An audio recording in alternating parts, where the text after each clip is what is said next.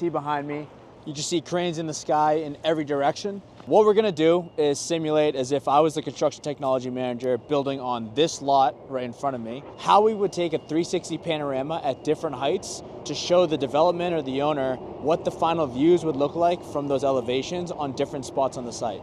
Let's get into it.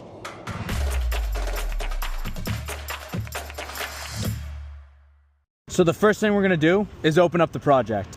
First height we're gonna fly at is 400 feet. I wanna fly in that same exact location at 200 feet. And then I'm able to begin.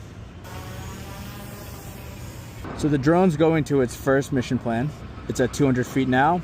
And what it is doing, it's taking a series of 26 individual photos, which once you upload will stitch into a greater 360 high resolution panorama. Now, mission number 2 at 400 feet is commencing. Again, it is taking its 26 individual photos, which we will then stitch and drop into the software. Now the drone has completed its mission, it's going to return to home and begin to land.